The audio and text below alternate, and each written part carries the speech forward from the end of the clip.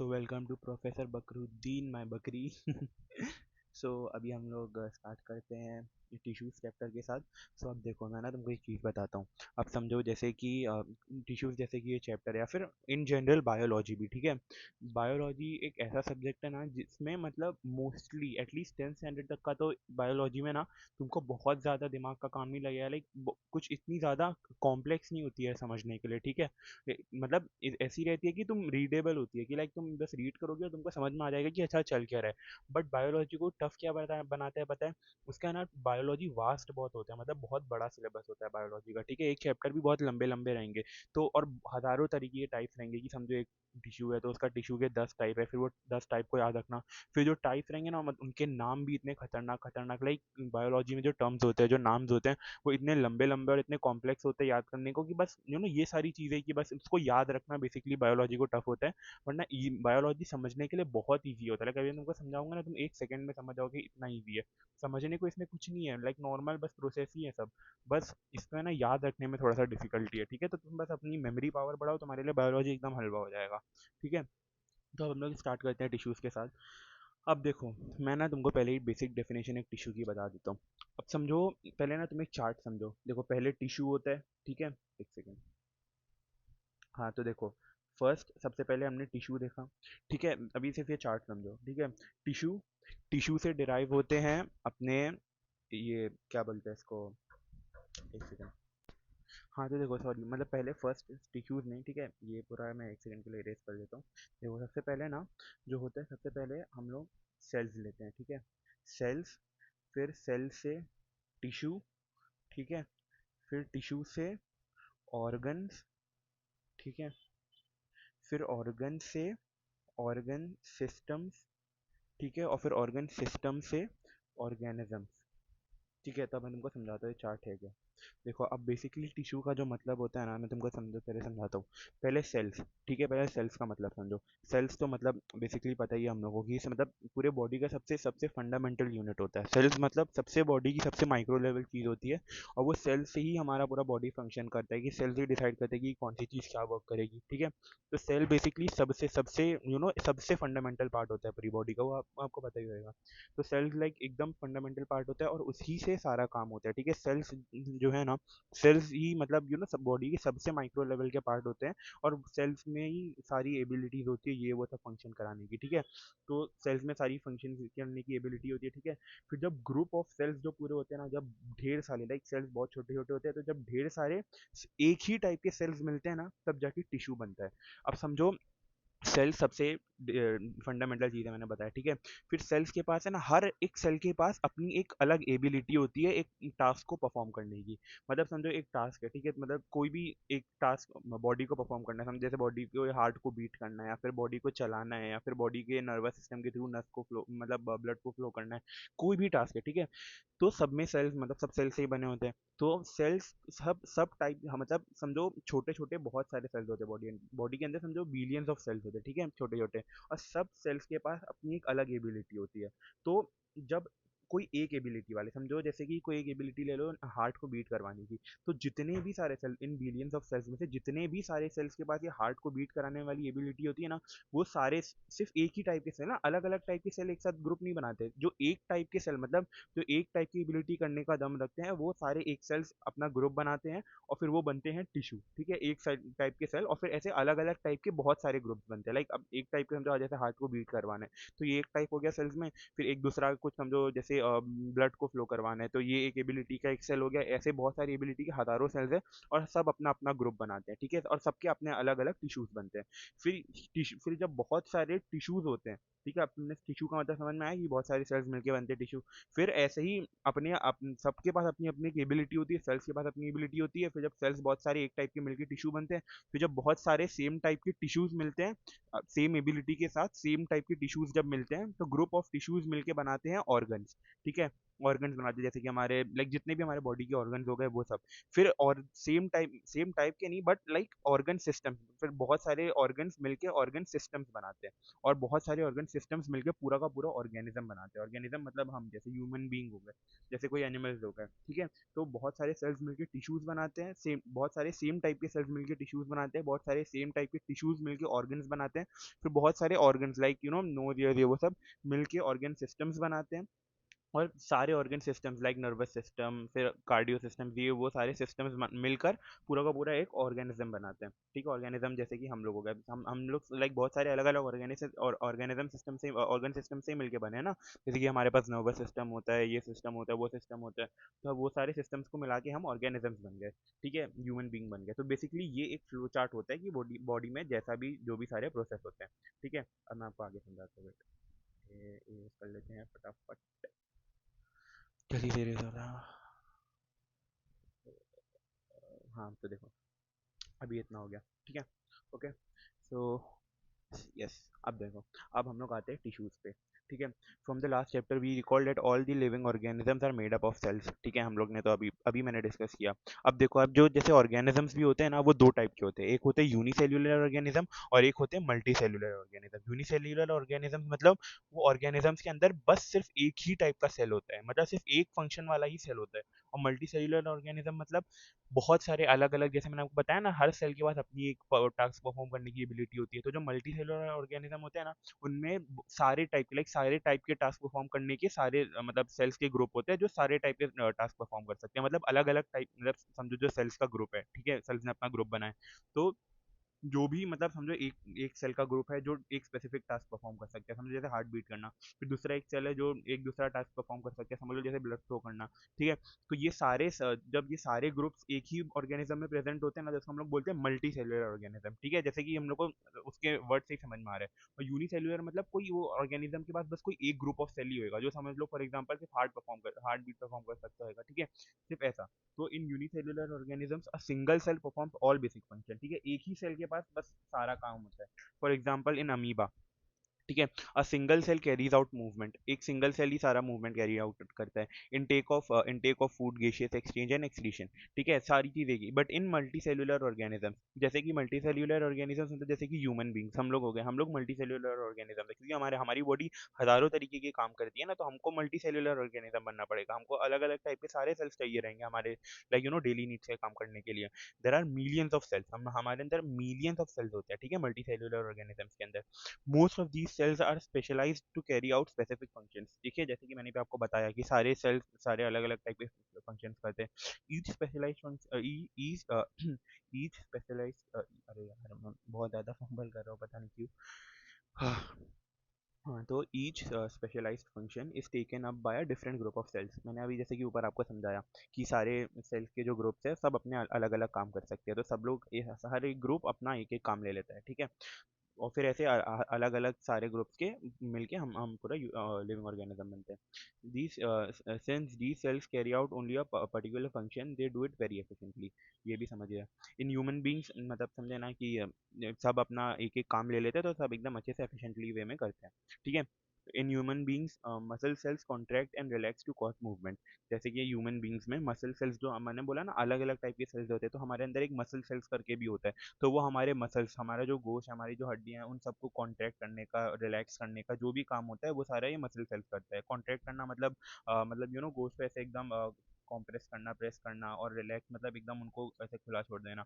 Nervous cells carry messages blood flow to जैसे मैंने बताया आपको, ब्लड फ्लो करने के लिए जो, देखो जैसे मैं भी बोला था ना कि ब्लड फ्लो करने के लिए सेल्स होते हैं, तो उनको नर्व सेल्स बोलते हैं। Flows to transport oxygen, food and hormones and waste material and so on, ठीक है। In plants vascular tissues conduct food and water from one part of the plant to the another, ठीक है। Plants में vascular tissues करके होते हैं, वो अपना मतलब सेल्स के जो सेल्स का ग्रुप बन के टिश्यू बनता है, तो वेस्कुलर टिश्यूज करके होते हैं, वो सब अपना फूड एंड वाटर एक one part of the plant से अनदर को देते हैं, ठीक है। तो multi cellular organism show division of labour, ठीक है। तो मल्टी सेल्युलर ऑर्गेनिज्म में अलग अलग सेल्स होते हैं ना, तो सेल्स अपने आप में डिवाइड होते हैं एंड सब अपने अपना एक एक काम करते हैं, ठीक है। Cells specializing in one function are often grouped together in the body. मैंने बोला ना कि एक टाइप के जो एक स्पेसिफिक फंक्शन के जो सेल होते हैं वो सब मिल जुट जाते हैं, ठीक है, और फिर वो सारे सेल्स मिलकर टिश्यू बनाते हैं। This means that a particular function is carried out by a cluster of cells. Cluster मतलब, cluster basically means a group of people, ठीक है, a group of cells, cluster, ठीक है, of cells at a definite definite place in the body, ठीक है। तो जैसे मैंने आपको बताया कि सब सेल्स के पास अपना अपना एक फंक्शन होता है, तो जो सेम टाइप के फंक्शन करने वाले सेल्स होते हैं ना, वो सब एक साथ मिल जाते हैं एक specific part of a body पे। This cluster of cells, cluster मतलब group of cells, this group of cells is called tissue. जैसे कि मैंने आपको बताया, group of cells is called tissue, is arranged and design so as to give the highest possible efficiency of function. तो इन जो जो भी सारे सेम टाइप के सेल्स होते हैं, ठीक है, वो सारे ऐसे मिल जाते हैं, टिश्यूज बनाते हैं, और सब टिश्यूज के पास अपना एक एक काम होता है। तो वो समझो अभी एक इंसान के सब काम तो कर नहीं सकता, सबको अगर एक एक काम देंगे तो सब कितना एफिशिएंटली, सब एकदम अच्छे से, एकदम क्या बोलते हैं, प्रिसाइज वे में करेंगे, है ना। तो यही बोल रहे हैं। Blood, phloem and muscle are all examples of tissues, ठीक है, तो ये सारे हमारे टिश्यूज के ही एग्जांपल हो गए, ठीक है। जैसे कि हमारा मसल हो गया, मसल सेल्स मिलके मसल बनाते हैं, वो हमारा टिश्यू हो गया। Group of cells that are similar in structure and और work together to achieve a particular function from a tissues, ठीक है, जैसे कि मैंने अभी आपको ऊपर समझाया वही बता रहे हैं। तो अब देखो, अब यहाँ पे इसने क्वेश्चन क्या पूछा है कि are plants and animal made up of same types of tissues. आप अपना थोड़ा सोचो और आंसर करो, क्या plants and animals same type of tissues से बन सकते हैं? अब टिश्यूज का काम क्या होता है, सब टिश्यूज के पास अपना एक फंक्शन होता है, जो भी हमारी बॉडी में बॉडी करती है, ठीक है, जो भी हमारी बॉडी फंक्शन करती है, समझो जैसे हमारी बॉडी दौड़ती है, भागती है, बैठती है, ठीक है, या फिर हमारी बॉडी ब्लड फ्लो करती है, हार्ट बीट करती है, सबके लिए एक टिश्यू होता है, ठीक है, एक टिश्यू होता है जो ये सारे काम करता है। तो यहाँ पे ये पूछ रहा है कि प्लांट्स एंड एनिमल्स के पास सेम टाइप ऑफ टिश्यूज होते हैं क्या? आप खुद सोचो, ठीक है। तो इसका आंसर है नो, ऑब्वियसली नहीं, क्योंकि प्लांट्स और एनिमल्स दोनों का ही काम करने का तरीका अलग होता है। समझो एनिमल्स है, एनिमल्स भागते हैं, रेस्पिरेशन करते हैं, ये वो करते हैं, बट प्लांट्स स्टिल रहते हैं, एक जगह रहते हैं। तो उन चीज प्लांट्स के काम को करने के लिए, लाइक फोटोसिंथेसिस वगैरह करने के लिए जो टिश्यूज रहेंगे वो अलग रहेंगे, और एनिमल्स के काम करने के लिए जो टिश्यूज रहेंगे वो अलग रहेंगे, लाइक ऑब्वियस सी बात है ना। तो अब यहाँ पे आते हैं हम लोग। अब यहाँ पे उसने इस चीज़ का एक्सप्लेनेशन दिया है, there are noticeable differences between the two. देखो मैं ना थोड़ा सा पता नहीं क्यों फंबल कर रहा हूँ ऐसे बोलने में, तो बस मेरी ये लाइक प्रोनाउंसिएशन को इग्नोर करना, बट पता नहीं क्यों मैं थोड़ा सा नर्वस हो रहा हूँ बोलने में, बट चलो ठीक है, कोई बात नहीं। There are noticeable differences between the two, like a plants and animal में बहुत सारे नोटिसेबल डिफरेंसेस होते हैं, जैसे कि मैंने भी आपको जस्ट बताया, ठीक है। प्लांट्स आर स्टेशनरी और fixed, they don't move, since they have to be upright, they have a large quantity of supportive tissues, these supportive tissues generally have dead cells, ठीक है। मैंने आपको बताया ना कि देखो प्लांट्स का अपना अलग काम होता है, उनको ऐसे स्टैंड स्टिल रहना होता है, अपराइट रहना होता है, तो उनके पास एक अलग टाइप के सपोर्टिव टिश्यूज रहते हैं, और मोस्टली उनके जो सपोर्टिव टिश्यूज होते हैं वो डेड सेल्स होते हैं। Animals, on the other hand, have moved around in search of food, mates, and shelters. They consume more energy as compared to plants. Most of the tissues they contain are living. Obvious सी बात है, मैंने आपको बोला ना animals के अपने अलग काम होते हैं, तो उनके अलग टाइप ऑफ टिश्यूज होते हैं, उनको मूव करना होता है कॉन्स्टेंटली, यहाँ से वहाँ मूव करना रहता है, लाइक उनको लाइक सर्च ऑफ फूड, ये वो सब की चीज़ों में। तो इसके लिए उनके जो सेल्स होते हैं वो लाइक लिविंग होते हैं, और जो प्लांट्स के होते हैं वो मोस्टली डेड सेल्स होते हैं, क्योंकि उन्हें एक जगह पे ही खड़ा रहना होता है ना। अब यहाँ पे आते हैं, देखो another difference between animals and plants in the pattern of growth, the growth in plants is limited to certain regions. अब देखो जैसे प्लांट और एनिमल में, ठीक है, अब एनिमल्स कैसे ग्रोथ, जब हम लोग ग्रो होते हैं तो हमारे हाथ पैर ये वो सब एक साथ ग्रो होता है ना, बट प्लांट्स में ऐसा नहीं होता, प्लांट्स में सिर्फ स्पेसिफिक रीजन्स में ही ग्रोथ दिखती है। समझो कोई भी एक प्लांट आप देखोगे ना, तो वो लिटरली उसका हर एक पॉइंट नहीं ग्रो होता है। जैसे हम ह्यूमन बींग देखें, हमारी बॉडी का एक एक परसेंट ग्रो होता है, जैसे जो हमारी एज के साथ हमारी पूरी की पूरी बॉडी ग्रो करती है, ठीक है। बट जो प्लांट्स होते हैं ना, उनका एक एक परसेंट ग्रो नहीं होता, उनमें समझो एक ब्रांच ग्रो हो रही है तो एक रुके हुए रहेगी, एक side part of plant grow हो रहा है तो एक साइड ऑफ प्लांट ऐसे ही स्टिल रहेगा, ऐसा ग्रोथ है, ठीक है। देखो जैसे कि आप इसने बताया, the growth in plants is limited to certain regions, कुछ रीजन्स में ही ग्रोथ होती है, पूरा का पूरा प्लांट कभी ग्रो नहीं होता। While this is not so in animals, obviously, जैसे कि मैंने भी आपको बताया, ठीक है। There are some tissues in plants that divide throughout their life, these tissues are localised in certain regions. देखो जो साइड को ग्रो होना रहता है, फिर जो साइड पे स्पेसिफिक फंक्शंस करने होते हैं ना, वो साइड के जो टिश्यूज होते हैं वो अपने आप में डिवाइड करते हैं, ठीक है। These tissues are localised in certain regions, कुछ कुछ रीजन्स में ही वो लोकलाइज्ड होते हैं, जहाँ पे उन्हें ग्रो करना होता है, लाइक जैसे मैंने आपको बताया ना, प्लांट पूरा ग्रो नहीं होता, कुछ कुछ रीजन्स में ही ग्रो होता है, तो जहाँ पे उसे ग्रो होना करना रहता है, वही पार्ट ऑफ टिश्यू में वो लोकलाइज्ड होता है। लाइक समझो जब मतलब टिश्यू को जब टिश्यू को अपना काम परफॉर्म करना होता है ना, तो मैंने आपको बताया ना सेल्स अपने आप को डिवाइड कर लेते हैं कि सब अपने लाइक अपने आप में ग्रुप्स बना लेते हैं, डिवाइड करके अपने आप में ग्रुप्स बना लेते हैं, और सब ग्रुप्स को एक एक फंक्शन मिलता है जहाँ पे भी उन्हें ग्रो करना रहता है, ठीक है। तो वैसे ही यहाँ पे भी सिर्फ उन्हीं और जब समझो जैसे प्लांट है, प्लांट का हर एक पार्ट फंक्शन नहीं करता, जैसे मैंने भी आपको बताया वो कुछ कुछ पार्ट्स ही ग्रो करते हैं एंड फंक्शन करते हैं। तो जो पार्ट को जो सर्टेन रीजन्स को ग्रो करना होता है एंड फंक्शन करना होता है ना, उन्हीं सर्टेन रीजन्स में टिश्यूज डिवाइड होते हैं, ठीक है, और डिवाइड होके अपना काम करते हैं। Based on the dividing capacity of the tissues, various plants tissues can be identified as growing or meristematic tissue and permanent tissue, ठीक है। तो अब प्लांट के जो टिश्यूज होते हैं ना, उनमें भी टाइप्स होते हैं, दो टाइप होते हैं, meristematic tissue and permanent tissue. और ये जो हम लोग क्लासिफिकेशन कर रहे हैं कि लाइक प्लांट्स के दो टाइप के टिश्यू होते हैं, वो हम किस बेसिस पे कर रहे हैं, हम किस बेसिस पे बोले कि प्लांट के पास दो टाइप के टिश्यूज होते हैं, उनकी डिवाइडिंग कैपेसिटी में, ठीक है। ये फिल इन द ब्लैंक्स में आ सकता है, तो ध्यान रखना। Cell growth in animal is more uniform, obviously मैंने बताया कि एनिमल्स में ज़्यादा कॉन्स्टेंट ग्रोथ दिखती है in comparison with plants. So there is no such demarcation of dividing and non dividing region in animal, ठीक है। एनिमल्स में उतना नहीं दिखता क्योंकि मोस्टली एनिमल का हर पार्ट ग्रो करता है, तो हर जगह डिवीजन होता है। तो एज सच कुछ डिवाइडिंग एंड नॉन डिवाइडिंग नहीं होता एनिमल्स में, बट प्लांट्स में होता है। The structural organization of organs in organ system is far more specialized and localized in complex animals, ठीक है। तो जो स्ट्रक्चरल ऑर्गेनाइजेशन होता है of organs and organ systems is far more specialised. तो जो ऑर्गन जो एनिमल्स होते हैं ना, उनमें बहुत ही ज़्यादा स्पेसिफिकेशन के साथ, बहुत ही ज़्यादा लाइक एकदम एक्यूरेट वे में लाइक सारी चीज़ें वर्क करती है in comparison with complex plants. क्योंकि ऑब्वियसली यार प्लांट्स में उतना ज़्यादा ग्रोथ हर जगह से ग्रोथ नहीं होता, जैसे मैंने अभी आपको समझाया है ना। इस वजह से जो एनिमल होते हैं उनमें ज़्यादा प्रिसाइज ग्रोथ होती है। This fundamental difference reflect the different modes of life pursued by these two major groups of organisms, ठीक है। तो हमने दो अभी इतने मेजर डिफरेंस देखा, particularly in their different feeding methods.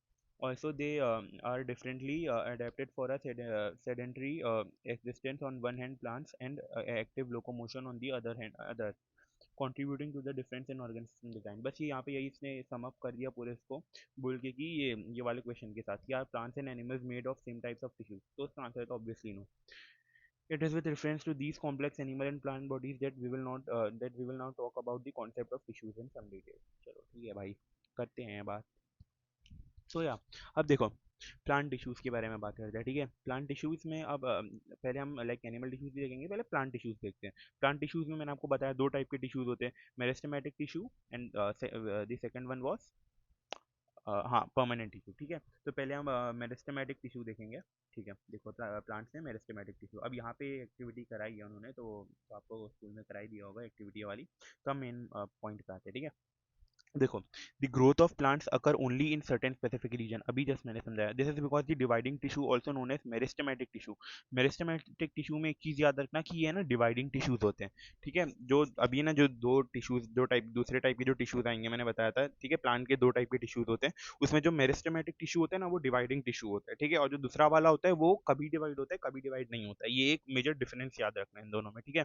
और ये दोनों का आपका अगर क्या बोलते हैं आंसर की में दिया हुआ रहेगा ना, तो ये दोनों का डिफरेंशिएशन भी याद रखना, ठीक है। जो प्लांट्स के जो दो टाइप के टिश्यू होते हैं ना, उनमें डिफरेंशिएशन याद रखना कि इसमें ये होता है तो इसमें ये नहीं होता, ठीक है। इस लोकेटेड तो देखो अब meristematic tissue is located only at these points, ठीक है। तो हर जगह मैंने आपको क्या बताया था कि प्लांट्स में कुछ कुछ जगह ग्रोथ होती है, ठीक है, हर जगह ग्रोथ नहीं होती। और जिस सर्टेन रीजन्स में ग्रोथ होती है ना, वही रीजन्स में टिश्यूज प्रेजेंट होते हैं, ऑब्वियसली ना। जो रीजन में ग्रोथ होगी वहीं पे तो टिश्यूज प्रेजेंट होकर अपना काम करेंगे। तो यहाँ पे भी ये यही बोला है, is located only at these points, ठीक है। Depending on the region where they are present, meristematic tissues are classified as apical, lateral and intercalary। तो देखो जो जो भी प्लांट्स के जिस जिस पॉइंट पर भी ग्रोथ होगी ना, उस पॉइंट पर ही सिर्फ अपने ये सारे टिश्यूज प्रेजेंट रहेंगे, ठीक है। अब समझो जैसे कि प्लांट का ये पूरा पार्ट हो गया, ठीक है। ये पार्ट है प्लांट का। अब प्लांट में इस पार्ट पे इस पार्ट पे इस पार्ट पे यहीं पे ग्रोथ हो रही है, तो यहाँ यहाँ पर ये सारे टिश्यूज प्रेजेंट रहेंगे और कहीं पे भी नहीं। जहाँ पे ग्रोथ नहीं होगी, समझो जैसे ये वाला ब्रांच है वो इतना ग्रोथ नहीं करेगा, तो वहाँ पे कोई टिश्यू भी नहीं रहेगा। ये वाले सारे पार्ट्स ग्रोथ करेंगे तो इनमें टिश्यूज रहेंगे, ठीक है। अब यहाँ पे आते हैं, new cells produced by meristem are initially like those of meristem itself, ठीक है। तो अब जो नए सेल्स प्रोड्यूस होते हैं, ये सारी मतलब ये नॉर्मल बात है कि new cells produced by meristem are initially like those of meristem itself. तो ये सारी चीज़ें ना आप बस रट्टा मार लो, ठीक है। ये कहीं भी mostly fill in the blanks में आ सकते हैं, नहीं तो नेम द फॉलोइंग, ये सारी जगह आएंगे, तो इनको बस आप रट्टा मार के रखो, ठीक है। But as they grow and mature their characteristics slowly change and they become differentiated as components of the other tissues। तो जो मेरिस्टेमेटिक टिश्यू होते हैं ना, उनके जो कंपोनेंट्स होते हैं वो जब स्टार्ट में ग्रो करते हैं ना, तो वो मेरिस्टेम जैसे दिखते हैं। मेरिस्टेम मतलब जो प्लांट का जो मेरिस्टेमेटिक टिश्यू का जो पार्ट होता है ग्रो करने का वो, ठीक है। तो जब वो स्टार्ट में ग्रो करते हैं ना, तो मेरिस्टेम जैसे ही दिखते हैं, ठीक है। बट फिर बाद में जैसे जैसे वो बड़े होते हैं तो फिर वो लाइक उनकी कैरेक्टरिस्टिक्स स्लोली चेंज होने लगती है एंड थोड़ी सी लाइक डिफरेंशिएट कर जाती है। अब यहाँ पे आते हैं, देखो अब मेरिस्टेम क्या बोलते हैं, मेरिस्टेमेटिक टिश्यू के 3 पार्ट्स पे आते हैं, ठीक है। थ्री थ्री पार्ट्स में हमने इसको क्लासिफाई किया था, apical, intercalary and lateral meristem. भाई देखो अब ये चैप्टर इतना इजी है ना, लाइक मतलब सिर्फ आप रीड भी करोगे ना चैप्टर तो आपको समझ में आ जाएगा। बस मैंने आपको क्या बोला, बायो में ऐसा ही है कि आप रीड करोगे आपको मोस्टली समझ में आ जाएगा सब। इसमें बस जो मेन हेडेक वाला काम होता है ना, वो ये याद करना होता है कि आप समझो, जैसे मैंने आपको 3 टाइप बताया, अब आप वो 3 टाइप को याद रखोगे, उनके फंक्शंस को याद रखोगे, बस ये सारी चीज़ें इसमें ना याद करने वाली चीज़ बहुत है। तो इसमें ना मैं सजेस्ट करूंगा कि आप निमोनिक्स बनाओ। निमोनिक्स मतलब क्या होता है कि समझो जैसे शॉर्ट शॉर्ट ऐसे ट्रिक्स बनाओ कि समझो ऐसे अब जैसे समझो कि ये 3 नाम है, ठीक है। ए, एल, अब समझो जैसे कि ये एपिकल, अब समझो जैसे कि आपको याद करना है कि मेरिस्टेमेटिक टिश्यू के ये 3 टाइप्स याद करना है, तो आप कैसे करके याद रख सकते हो, देखो जैसे कि ये एपिकल है, इंटरकैलरी और लेटरल है, तो आप बोल दो Ali, A, L, I, Ali. आप ऐसे याद रखो। ये देखो, ये ट्रिक से याद रखो, मेरिस्टेमेटिक टिश्यू के पास अली होता है।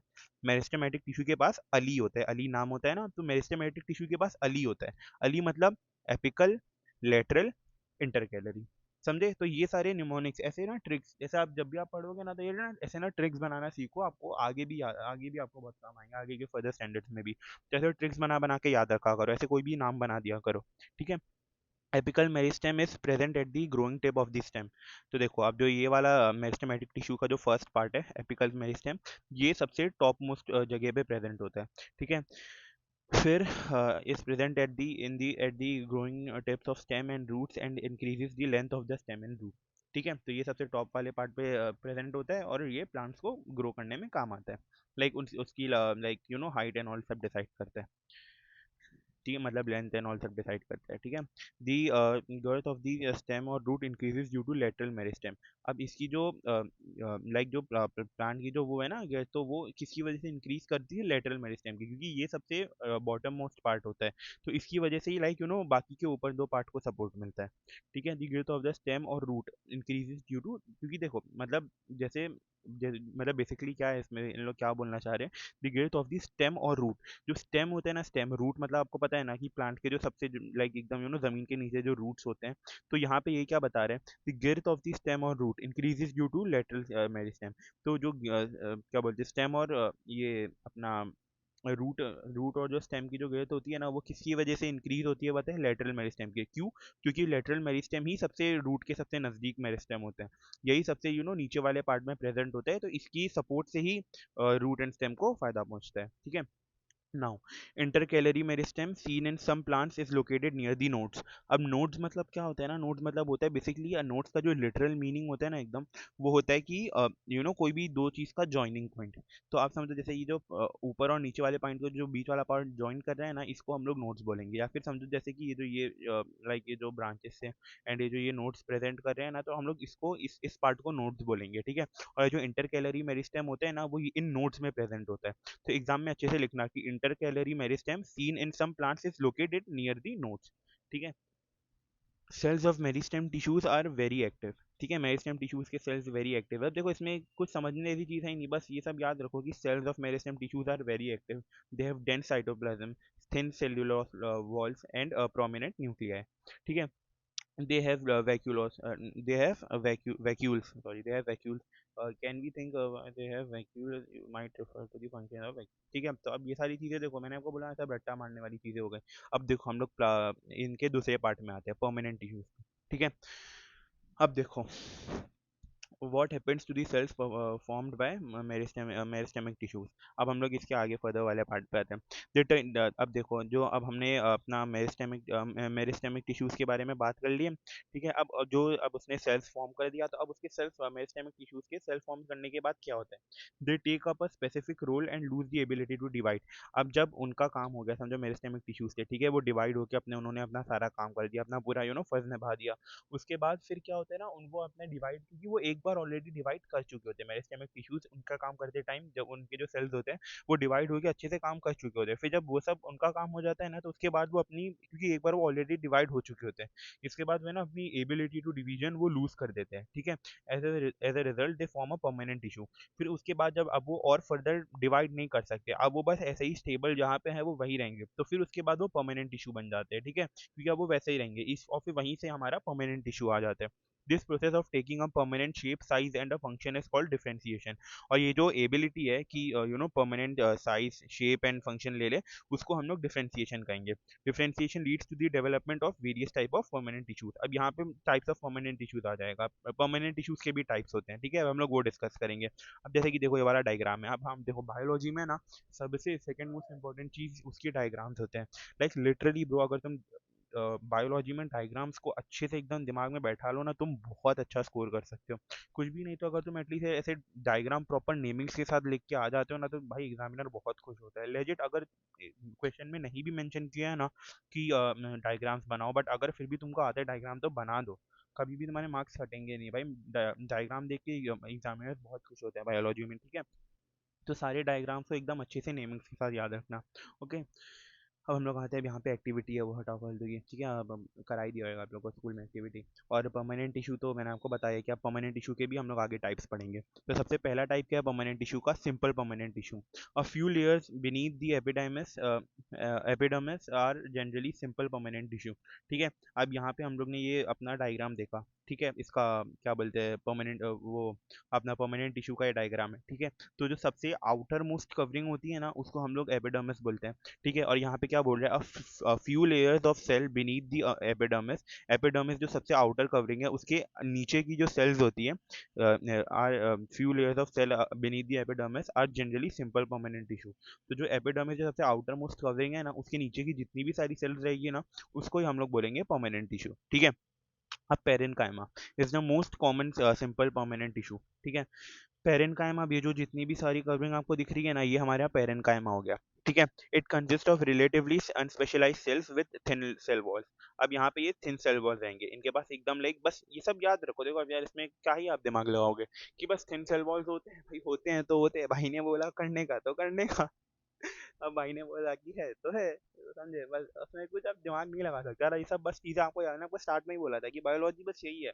बस याद रखो कि ये चीज है, ये चीज के बाद ऐसी चीज है, इसके बाद ऐसी चीज है, बस उसमें कुछ दिमाग लगाने जैसी चीज है ही नहीं भाई। बायोलॉजी पूरा रट्टा ही लगता है मुझको तो, ठीक है। तो आप देखो हाँ तो एक सेकेंड ना, हाँ तो देखो अब हम लोग किधर पे थे। अब हम लोग थे अपना क्या बोलते हैं, थिन वॉल्स है, ठीक है। It consist of thin walls, ठीक है। दे आर लिविंग सेल्स, ठीक है। अब वो लिविंग सेल्स है। They are usually loosely arranged, thus large spaces between cells, intercellular spaces. अब इंटर सेल्यूलर स्पेसेस क्या होता है पता है? समझो जैसे कि कोई सेल है, ठीक है, समझो इंटर सेल्यूलर स्पेसेस का मतलब समझाता हूँ। अब समझो जैसे कि ये कोई सेल हो गई, ठीक है। अब उसके भी, अरे सॉरी, ये कोई टिश्यू हो गया, ठीक है। ये टिश्यू है। अब टिश्यू के अंदर सेल्स होते हैं, लाइक ग्रुप ऑफ सेल्स के टिश्यू बोलते हैं ना। तो ग्रुप ऑफ सेल्स हो गया, ये सेल हो गया, ये सेल हो गया। तो आप समझो ये एक पूरा टिश्यू हो गया, टिश्यू के अंदर ये सब सेल्स है। तो अब ये जो बीच में जो आपको ये जो खाली स्पेस दिख रही है ना, ये खाली स्पेस, ये टिश्यू हो गया, ये टिश्यू के अंदर की सेल हो गई। फिर ये जो खाली स्पेस जो बीच में दिख रही है ना, इसको ही हम लोग बोलते हैं इंटरसेल्यूलर स्पेसेस, ठीक है। जो सेल्स के टिश्यूज के अंदर सेल्स के बीच में जो खाली स्पेस होती है ना, हम लोग उसको क्या बोलते हैं? इंटरसेल्यूलर स्पेसेस, ठीक है। तभी देखो इसकी बात करते हैं यहाँ पे, ठीक है। अब एक सेकंड, तो यस, तो अब देखो इट कंसिस्ट ऑफ रिलेटिवली, हाँ तो देखो they are usually loosely arrange, thus large spaces between cells, intercellular spaces. तो जो अपना ये हो गया ना, क्या बोलते हैं, अरे पेरेन्काइमा, तो वो है ना लाइक काफ़ी लूजली अरेंज्ड होते हैं। उनके अंदर के जो सेल्स होते हैं ना, वो एकदम ऐसे लूज लूज होते हैं, लाइक हर जगह फैले हुए रहते हैं। तो इसकी वजह से ना उनके बीच में इंटरसेल्युलर स्पेसेस बहुत रहते हैं। अब जैसे कि देखो यहाँ पे ये सब क्या हो गया? इंटरसेल्युलर स्पेसेस ही तो है। अब मतलब यहाँ पे देखो ये सब क्या है? इंटरसेल्युलर स्पेसेस ही तो है, ठीक है। Are found in this tissues, ठीक है। This tissue generally stores food, ठीक है। ये टिश्यू के अंदर फूड स्टोर होता है। इन सम एक सेकेंड, हाँ, in some situations it contains chlorophyll and performs photosynthesis. Chlorophyll आपको पता होगा, लाइक फोटोसिंथेसिस परफॉर्म करने के लिए बहुत जरूरी रहता है, and it is called chlorenchyma. अब क्लोरेनकाइमा दूसरे टाइप की सेल, वो दूसरे टाइप की हो गई, परमानेंट टिश्यू हो गया, ठीक है। I mean kind, like simple permanent tissue, एक दूसरे काइंड का टाइप का सिंपल परमानेंट टिश्यू होता है क्लोरेनकाइमा। तीन टाइप के मोस्टली होते हैं, first was parenchyma, second is chlorenchyma and third आगे आएगा। In aquatic plants large air cavities are present in parenchyma to help them float. ठीक है, देखो सिंपल सिंपल रीड करने की जैसी चीज है, मतलब रीड करोगे आपको समझ में आ जाएगा। एक्वेटिक प्लांट्स मतलब प्लांट्स जो कि पानी में रहते हैं। ठीक है, उन large air cavities are present in between them. ठीक है, लार्ज एयर कैविटीज मतलब जो पेरेंकाइमा में जैसे मैंने आपको बताया कि लूजली बाउंडेड होते हैं, जिसकी वजह से उनके बीच में इंटरसेल्युलर स्पेसेस बहुत होती हैं। तो जो एक्वेटिक प्लांट्स होते हैं जो पानी में रहते हैं, ठीक है, उनके बीच में बहुत सारी ऐसी एयर कैविटीज, कैविटीज मतलब गैप होता है, तो बहुत सारी ऐसे लार्ज एयर गैप्स होते हैं। ठीक है, उनके बीच में क्यों होते हैं, ताकि वो अच्छे से फ्लोट कर पाए। ठीक है, उनके बीच में पानी भरेगा तो अच्छे से वो फ्लोट कर पाएंगे। Such a parenchyma type is called aerenchyma, बस इसी को एरेनकाइमा कहते हैं। ठीक है, देखो इजी तो है सब। ये flexibility in plants due to another permanent tissue collenchyma. अब ये आ गया third type of simple permanent tissue collenchyma. अब क्या तीन type of simple permanent tissues क्या आते हैं? पेरेनकाइमा, ठीक है, क्लोरेनकाइमा और अपना किधर गया कोलेनकाइमा। ये three type of simple permanent tissues होते हैं, याद रखना एग्जाम में आएगा। It allows bending of various plants. अब ये कोलेनकाइमा क्या करता है, ये अलाउ करता है bending of various plants of plants like tendrils tendrils and stems of climbers without breaking. ठीक है, it also provides mechanical support, वो मैकेनिकल सपोर्ट भी देता है। We can find this tissue in leaf stalks below the epidermis. ठीक है, अब यहाँ पे एपिडर्मिस आ गया। ठीक है, यहाँ पे हम समझो जैसे कि ये एपिडर्मिस है। ठीक है, ये एपिडर्मिस का प्रॉपर वो डायग्राम है। ठीक है, तो इसके जस्ट नीचे ये जो ये वाला पार्ट दिख रहा है ना, जो एकदम डेंस वाला पार्ट दिख रहा है, इसको ही हम लोग बोलेंगे कॉलन कायमा। ये वाला उसमें यहाँ पे आ गया है। ठीक है, अब देखो the cell of this tissue are living, elongated and irregularly thickened at the corners. ठीक है, देखो अब सिंपल सी यार, देखो रीड करने वाली बात हो गई है। the cells of this tissue, ये टिश्यू की जो सेल्स है वो living, elongated and irregularly thickened होती है। देख लो अब यहाँ पे देख लो, थिक थिक ही तो दिख रही है उसकी सारी सेल्स। ठीक है, there is very little inter cellular spaces. अब इनके बीच में बहुत ही कम इंटर सेल्यूलर स्पेसेस होती है। लाइक पेरेंट कायमा में देखो कितनी सारी सारी थी, बट यहाँ कॉलन कायमा के बीच में देखो देखो बहुत कम इंटर सेल्यूलर स्पेसेस है, बट पेरेंट कायमा के बीच में बहुत सारी थी। ठीक है, तो देख के ही समझ में आ रहा है। अब देखो अब नेक्स्ट पार्ट पे आते हैं। अब यहाँ पे दूसरे टाइप ऑफ परमानेंट टिश्यू हम पढ़ने जा रहे हैं, that is sclerenchyma. It is the tissue which makes the plant hard and stiff. ठीक है, देखो भाई रीड करने वाली बात है भाई, कितना इजी कि ये second type of permanent tissue हो गया और इसका काम किया है प्लांट को हार्ड एंड स्टिफ रखना। We had seen the husk of a coconut. ठीक है, कोकोनट का जो आउटर कवरिंग होता है वो कितना हार्ड होता है। It is made up of sclerenchymatous tissue. मतलब ये इस क्या बोलते हैं, इस परमानेंट टिश्यू का टाइप होता है स्केलेरेन, क्या है, sclerenchymatous tissue. The cells of this tissue are dead. ठीक है, वो भाई चल दिए होते हैं उनके tissues. They are long and narrow as the walls are thickened. ठीक है, थिक वॉल है तो डिवाइड नहीं कर सकते, इसलिए डेड है। Often these cell walls are so thick that there is no internal space inside the cell. ठीक है, इतने थिक होते हैं। This tissue is present in stems, around vascular bundles in the veins of leaves, and in the hard covering of seeds and nuts. It provides strength to the plant parts. ये देखो अब यहाँ पे आप यहाँ पे देख ही सकते हो जैसे कि होता है। ठीक है, यहाँ पे देख लो, ये डायग्राम्स में आप देखोगे आपको सब समझ में आ ही जाएगा अपने आप ही। ठीक है, what do you observe in the outermost layer of cells called epidermis? The epidermis is usually made up of a single layer of cells. ठीक है, अब यहाँ पे क्या पूछा है कि आप जो outer most layer of cells है एपिडर्मिस में, देखो आप यहाँ पे क्या देखोगे आप, एक सेकेंड, जस्ट अ सेकेंड, या तब देखो यहाँ पे इसने पूछा है कि आप यहाँ पे एपिडर्मिस के ऊपर क्या देख रहे हो। ठीक है, The epidermis, uh, the epidermis is usually made up of single layer of cells. In some plants living in very dry habitats, the epidermis may be thicker, since protection against water loss is critical.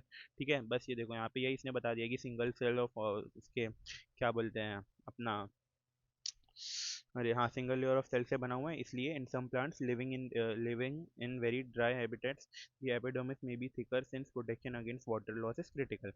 भाई thick obviously बात है यार, मतलब बहुत dry उसमें रहेगा क्योंकि उसके वॉल सारे थिक होते हैं, तो अंदर वाटर लॉस होगा नहीं। ठीक है, इसलिए वो सारे थिक होते हैं। The entire surface of a plant has an outer covering epidermis. पूरा epidermis से covered होता है। It protects all the parts of the plant. हर पार्ट ऑफ प्लांट को कवर करता है।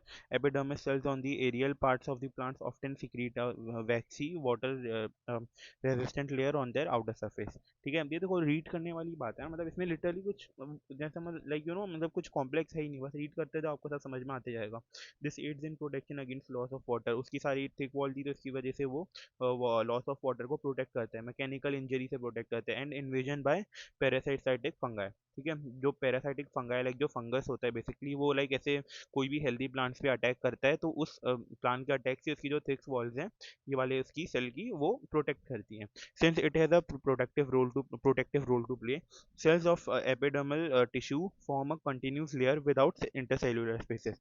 ठीक है, most just a second ना, since it has a protective role to play, cells of epidermal tissues form a continuous layer without intercellular spaces। Simple सी बात है, most epidermal cells are relatively flat। ठीक है, वो relatively flat होते हैं, often their outer and side walls are thicker than their inner walls। ठीक है, उनके जो बाहर के जो वॉल्स होते हैं वो मोस्टली थिक होते हैं इनर वॉल से। ऑब्वियसली ना भाई, बाहर के वॉल थिक होंगे तभी तो वो जो ऊपर की बोला ये सारी चीज़ों से तभी तो प्रोटेक्ट कर पाएंगे। We can observe small pores here and there in the epidermis of the leaf.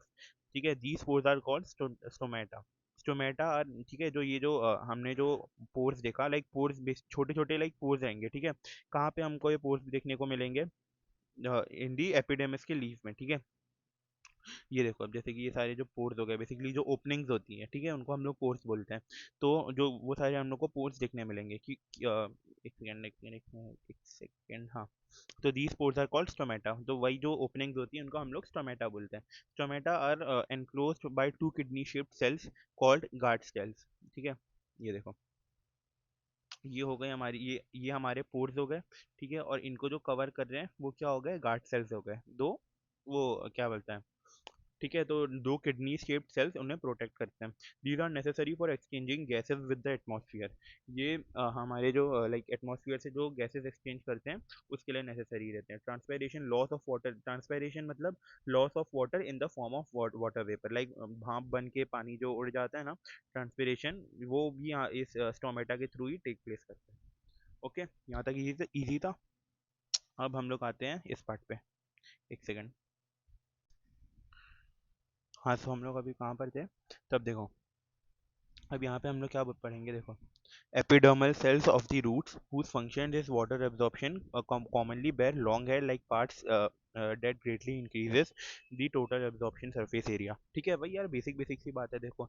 Epidermal cells of the root whose function is water absorption. ठीक है, एपिडर्मल सेल्स जो है, ठीक है, रूट्स के जो सेल्स है basically whose function is water absorption. ठीक है, रूट्स जो होते हैं प्लांट्स के वो वाटर ही तो एब्जॉर्ब करते हैं ना, तभी तो वो ग्रो करते हैं। Commonly bear long hair like parts. ठीक है, उनके पास है ना एक लाइक ऐसे लंबे लंबे से बाल जैसे पार्ट होते हैं एकदम छोटे छोटे से, that greatly increase the total absorption surface area. ठीक है, तो जो जब क्योंकि वो इतने लॉन्ग हेयर होते हैं ना, तो उनका जो टोटल सरफेस एरिया होते हैं वो काफी बड़े बड़े लाइक ज़्यादा एरिया तक फैले हुए होते हैं, स्प्रेड आउट होते हैं। ठीक है, तो उसकी वजह से जो एब्जॉर्प्शन एरिया होता है उनका वो भी बढ़ता है।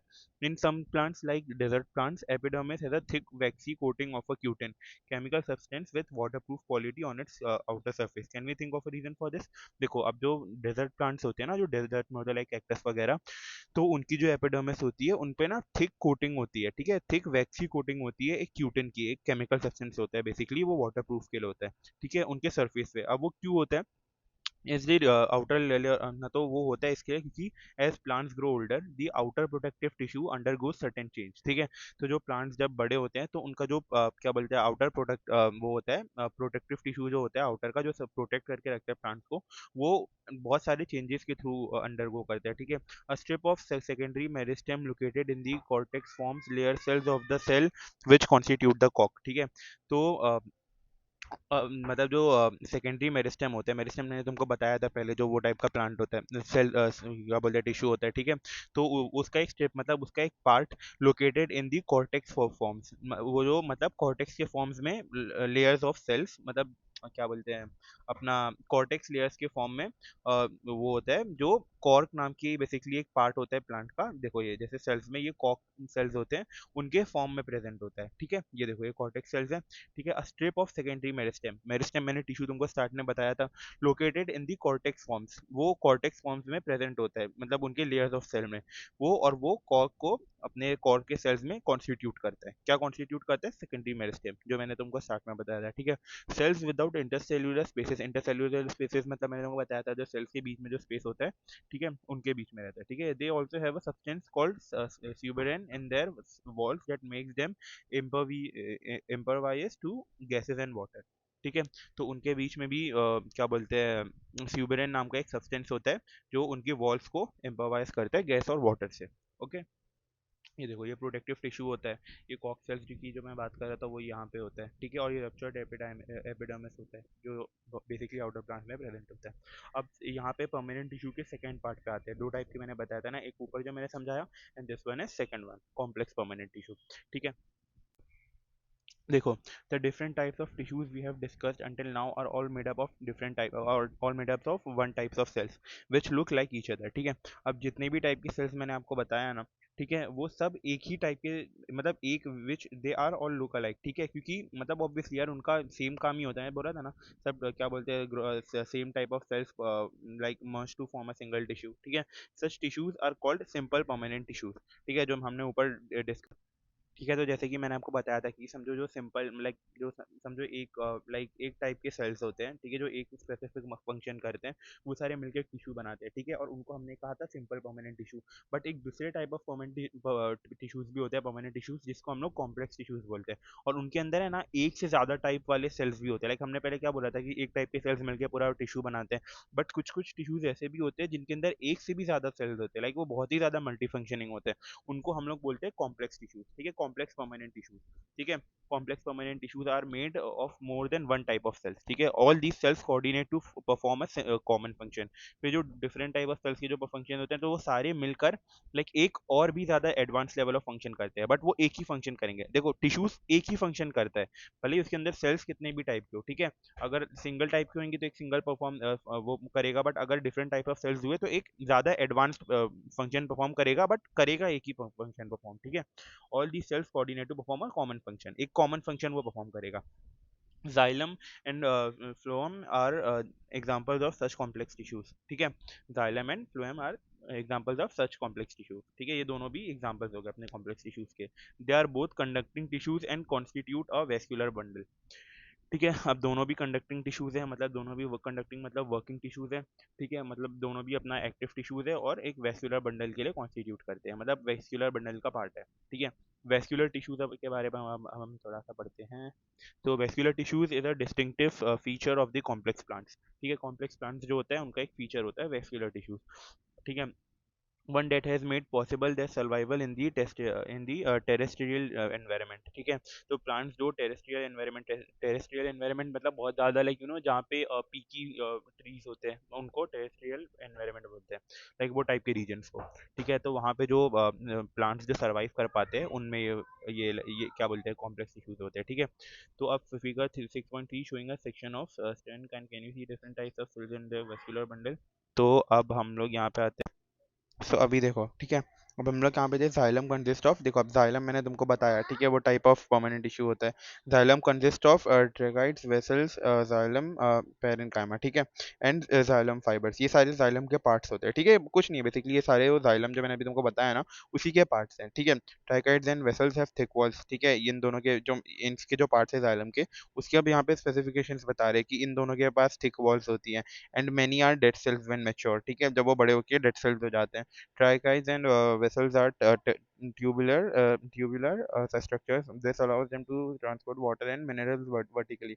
ठीक है, तो xylem जो basically xylem के जो parts है उसमें से ये वाले, this allows them to transport water and minerals vertically, ठीक है। तो xylems जो होते हैं जो plant के parts, अब plants को basically water ऑक्सीजन सब चाहिए होता है ना, तो जो water जो carry करते हैं वो ये वाले tissues होते हैं, और specifically ये वाले tissues के कौन से पार्ट, ये tracheids and vessels, ये ट्रांसपोर्ट करते हैं वाटर एंड मिनरल्स को वर्टिकली, प्लांट्स को वर्टिकली ये सारे वाटर सप्लाई करते हैं, ठीक है। ये पेरेन्काइमा स्टोर्स फूड, ठीक है, प्लांट्स फूड भी स्टोर करता है, तो वो ये वाले पार्ट करते हैं। Xylem fibres are mainly supportive in function, ठीक है, वो सपोर्टिव फंक्शन के होते हैं। Phloem is made up of 5 types of cells, sieve cells, leaf tubes, companion cells, phloem fibers, and phloem parenchyma. Sieve tubes are are tubular cells with perforated walls. Phloem transports food from leaves to the other part of the plant, except phloem fibers. Other phloem cells are living cells. देखो अब ये सब पढ़ने का ही था, basically read करने जैसा ही है कि leaf tubes are tubular cells with perforated walls. phloem transfer ये वाला पार्ट फूड को ट्रांसपोर्ट करता है। फिर एक लीफ के पार्ट के एक लीफ के पार्ट से another part of leaf plant तक। फिर except phloem fibres other phloem cells are living cells. ठीक है, तो ये सब बेसिकली इजी इजी पढ़ने वाले पार्ट ही थे। अब यहाँ पे सारे डायग्राम्स है, और सबसे ज़्यादा याद रखना बायो में डायग्राम्स ही काम आते हैं। तो ये सब डायग्राम्स को अच्छे से नेमिंग के साथ याद रखना, ठीक है, कुछ ना कुछ ऐसे ट्रिक लगा के याद करना। और अगर तुमको कोई ट्रिक्स जैसे नहीं भी याद, अगर कोई चीज़ नहीं याद हो रही हो, ट्रिक्स नहीं बन रही हो, तो मेरे से पूछ लेना, ठीक है। मैं तुमको ये सब अलग अलग टाइप के जितने भी सब न्यूमोनिक्स है, जितने भी ट्रिक्स रहते हैं, वो मैं तुमको ढूंढ ढूंढ के सारे लाइक अपनी तरफ से सब ट्रिक्स बना के दूंगा, तो तुमको याद करने में भी ईजी रहेगा। जिसकी भी लाइक चाहिए हुए ट्रिक्स और निमोनिक्स याद करने के लिए कोई चीज़ नहीं याद हो रही हो, तो मेरे से पूछ लेना, तुमको बता दूंगा, ठीक है। अब हम लोग आते हैं एनिमल टिश्यूज़ पे। अभी तक हम लोग जो पढ़ रहे थे वो प्लांट्स के अंदर कैसे टिश्यूज़ होते हैं, प्लांट्स कैसे वर्क करते हैं, वो पढ़ रहे थे। अब यहाँ से हम लोग स्टार्ट करेंगे एनिमल टिश्यूज़, जो बेसिकली जो हम ह्यूमंस के अंदर और सबके अंदर जो टिश्यूज़ होते हैं, जो हमारे अंदर जैसे हमारी बॉडी वर्क करती है, हम अब उन टिश्यूज़ के बारे में बात करेंगे, ठीक है। So when we breathe we can actually feel the movement of our chest, है ना। How do these body parts move? For this, we have specialized cells called muscle cells. The contraction and relaxation of these cells result in the movements. ठीक है, easy easy है ये सब तो, ठीक है। और ये देखो डायग्राम्स किसके हैं, ये सारे हम लोगों के स्टमक के डायग्राम्स है। स्मूथ मसल फाइबर्स है, ये सारे न्यूक्लियस हो गए, सारे स्मूथ मसल्स हो गए, ठीक है। नाउ देखो, during breathing we inhale oxygen obviously. Where does this oxygen go?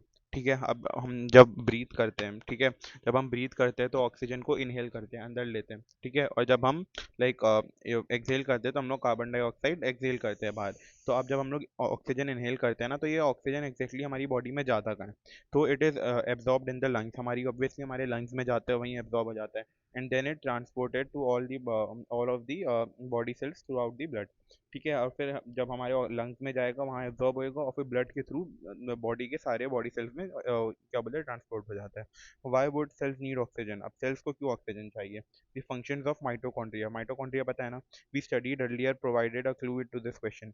Blood flows and carries various substances from one part of the body to another. For example, it carries oxygen and food to all the cells. It also collects waste from all the part of the body and carries them into liver and uh, into the liver and kidney for disposal, ठीक है। तो अब सेल्स को हमारे oxygen इसके लिए चाहिए ना भाई, ऑब्वियसली है, कोई भी चीज़ रहेगी। अब वो समझो जो भी लाइक समझो ब्लड के थ्रू होते हुए जो भी क्या बोलते हैं सारे चीज़ों को जब कैरी आउट करेगा, तो उसके लिए ऑब्वियसली ऑक्सीजन की ज़रूरत पड़ेगी। ये पूरा यही आंसर दिया है इसने कि यह carries oxygen and all this, तो उसमें ऑब्वियसली ऑक्सीजन की ज़रूरत पड़ती है। Blood and muscles are both examples of tissues found in our body, ठीक है। ब्लड और मसल दोनों भी टिश्यूज के एग्जांपल है, दोनों भी सेल से मिलकर बनते हैं। On the basis of the functions they perform we can think of different types of animal tissues. जो भी टाइप के लाइक फंक्शंस परफॉर्म करते हैं, हम लोग उस टाइप से लाइक अलग अलग टाइप्स ऑफ एनिमल टिश्यूज को हम लोग जज कर सकते हैं। Such as epithelial tissue, connective tissue, muscular tissue and nervous tissue. Like जैसे हमारी ह्यूमन बॉडी है, ठीक है, हमारे अंदर बहुत सारे टाइप के टिश्यूज होते हैं, नर्वस टिश्यू होते हैं, मस्कुलर टिश्यू होते हैं, सबके अपने अपने काम होते हैं। नर्वस टिश्यू के लाइक नर्व के थ्रू ब्लड फ्लो करवाना होता है, मस्कुलर टिश्यू के रिलैक्सेशन कॉन्ट्रैक्शन में काम आता है। तो ये सारे टिश्यूज हमारे अंदर प्रेजेंट होते हैं, और सबके अपने अपने काम होते हैं। तो उनके काम में कि कौन सा बेसिकली कौन सा टिश्यू क्या काम कर रहा है, उस बेसिस पे ही हम उन्हें इन सारे कैटेगरी में डिवाइड करते हैं। जैसे कि मस्कुलर टिश्यू का कॉन्ट्रैक्शन रिलैक्सेशन ऑफ मसल्स का काम होते हैं, एटसेट्रा, ठीक है। Blood is a type of connective tissue, blood एक कनेक्टिव टिश्यू का टाइप है, लाइक हर पूरे बॉडी के ना उसमें फ्लो होना एंड उन्हें कनेक्ट करना। And muscles form muscular tissue, ठीक है। एक सेकेंड, ठीक है। तो अब हम लोग आते हैं अपने एपिथेलियल टिश्यू पे। द कवरिंग और protective tissue in the animal body are epithelial tissues. तो हमारी जो बॉडी है, ठीक है, उसकी जो कवरिंग है और उसके जो इतने भी प्रोटेक्टिव टिश्यूज है, वो ये अपने हो गए epithelial tissues. Epithelium covers most organs, जो हमारे जितने भी ऑर्गन्स होते हैं ना, ऑर्गन्स के ऊपर जितनी भी कवरिंग होती है ना, उसमें ये वाले टिश्यूज यूज होते हैं। ये हमारी बेसिकली ऑर्गन्स एंड ऑल को प्रोटेक्ट करके रखते हैं। And cavities within the body, ठीक है। It also forms the barrier, cavities मतलब gaps, it also forms a barrier to keep different body system separate, ठीक है। ये समझो आउटर कवरिंग होता है, तो ये समझो पहली बात तो ये जब कोई भी ऑर्गन की कवरिंग होती है टिश्यू, ठीक है, तो वो कवरिंग है, बाहर का पूरा आउटर कवरिंग है, तो वो बाहर से सब वो एक पर्टिकुलर ऑर्गन को प्रोटेक्ट करेगा, एंड जो अलग अलग टाइप के ऑर्गन है सबको सेपरेटेड रखेगा अपनी बाहर की कवरिंग से, ठीक है। The skin, the lining of the mouth, the lining of the blood vessels, lung alveoli, and kidney tubules are all made up of epithelial tissues, ठीक है। ये सारी भी चीज़ें हमने अपने epithelial tissue से बनाए हैं। Epithelial tissue cells are tightly packed and form a continuous sheet, ठीक है। ये like tightly packed होते हैं और इन्होंने continuous sheet बनाए हैं। They have only a small amount of, तो हाँ, तो they have only a small amount of cementing material between them, ठीक है। उनके बीच में, जैसे जो हमने बोला कि एपिथेलियल टिश्यू जो होते हैं उनके बीच में लाइक बहुत ही small amount of cementing material भी होता है, ठीक है। And almost no intercellular spaces तो होती ही नहीं है उनके बीच में, क्योंकि लाइक ऑब्वियसली ना पूरी कवरिंग ही है वो, तो उनके बीच में क्या ही होएगा इंटरसेलुलर स्पेसेस, ठीक है। ऑब्वियसली एनीथिंग एंटरिंग और leaving the body must cross at least one layer of epithelium, क्योंकि वो ऑब्वियसली वही कवर करता है पूरे ऑर्गन्स को। As a result, the permeability of the cells of a various epithelia play an important role in regulating the exchange of materials between the body and the external environment. Obviously ये basically external environment को internal part of organ से वो करता है, differentiate करता है, and also between the different parts of the body, अलग अलग parts of body से भी करता है, ठीक है। Regardless of the type, all epithelium is usually separated from the underlying tissue by an extracellular fibrous basement membrane, ठीक है। regardless of the type, all are usually separated from the, हाँ, underlining tissue, ठीक है। तो इसके क्या बोलते हैं, एपिथेलियम जो है, ठीक है, वो अपना ये extra cellular fibrous basement membrane नाम की एक चीज़ से भी सेपरेट किया जाता है, ठीक है। डिफरेंट एपिथेलिया शोन क्या बोलते हैं, show show differing structures that correlate with their unique functions. For example, in cell lining, blood vessels or lung alveoli, where transportation of substances occurs through a selectively permeable surface, there is a simple flat kind of epithelium. This is called the simple squamous epithelium. स्क्वैमा, हाँ देखो अब यहाँ पे ना different types of क्या बोलते हैं epithelium दिखा रहे हैं। जैसे कि ये वाला है स्क्वैमस, ठीक है, ये मतलब बेसिकली टाइप्स है एपिथेलियम का और कुछ नहीं है। ये वाला है, अभी ये कैसे टाइप से क्या है वो हम आगे पढ़ेंगे, रुक जाओ। ये देखो, ये सारे एक बार टाइप्स देख लो, ठीक है। देखिए ये सारे टाइप्स है, ये सारे डायग्राम्स याद रखना है, बनाने को आ सकते हैं, ठीक है। तो this is called the simple squamous epithelium, ठीक है। स्क्वेमा मीन्स स्केल ऑफ स्किन, ठीक है। तो ये जो स्केल्स है स्किन के ऊपर ये वाले टाइप के होते हैं, ठीक है। Simple simple squamous epithelium cells are extremely thin and flat and form a delicate lining, ठीक है। तो अब ऑब्वियसली यार पढ़ने से ही समझ में आ जाएगा कि थिन एंड फ्लैट होते हैं ये टाइप वाले, देखो दिख ही रहा है कि कितने थिन एंड फ्लैट है, ठीक है। The oesophagus and the lining of the mouth, oesophagus मतलब हमारा जो थ्रोट होता है, बेसिकली जो हमारा जो गला गला होता है जिसके थ्रू हम खाना खाते हैं, ठीक है, मतलब जिसके थ्रू खाना पेट में जाता है, एंड माउथ, ठीक है, are also covered with this type of epithelium, ठीक है। The skin which protects the body is also made of squamous epithelium, ठीक है। स्किन भी हमारी इसी एपिथेलियम से बनी हुई होती है, ठीक है। स्किन लाइक ऑब्वियसली तभी वो इतनी थिन होती है ना। तो skin epithelial cells are arranged in many layers to prevent wear and tear, ठीक है, ताकि लाइक यू नो ऐसे स्किन कट जाती है एंड कुछ हो ना जाए, इसके लिए ये वाली वो क्या बोलते हैं सेल्स टिश्यूज प्रेजेंट होते हैं। Since they are arranged in a pattern of layers, the epithelium is called stratified squamous epithelium, ठीक है। ये सारे नाम याद रखना कि ये वाले को ऐसा क्यों बोलते हैं, क्योंकि they are arranged in a pattern of layers where absorption and secretion occur as in the inner lining of the intestine. Tail epithelium cells are present. The columnar, meaning pillar-like epithelium, facilitates movement across the epithelial barrier. देखो excretion and secretion मतलब जब like हम like you know जब खाना खाते हैं और फिर like जब बॉडी इन्हें क्या बोलते हैं वो करते हैं secrete करते हैं, like जब निकालते हैं, ठीक है, तो हमारे intestine के थ्रू से जो वो जाती है ना, तो उसमें ये टाइप की सेल प्रेजेंट होती है, ठीक है। ये टाइप के एपिथेलियम प्रेजेंट होता है ताकि हम अच्छे से like you no movement and all सारी अच्छे से हो पाए इंटेस्टाइन में, अच्छे से सिक्रीट करने के लिए हमारे खाने को। In the respiratory tract the columnar कौन सा वाला था पता है, ये वाला देखो ये होता है हमारे इंटेस्टाइन में, ठीक है। फिर यहाँ पे देखो और क्या है, the columnar epithelial tissue also has cilia which are hair like projections on the outer surface of the epithelial cells. ठीक है, यहाँ पे ये भी सीलिया भी होते हैं, देखो ये सीलिया दिख रहे हैं ना आपको, ये भी सीलियास भी होते हैं इसमें कॉल्यूमिनर वाले में।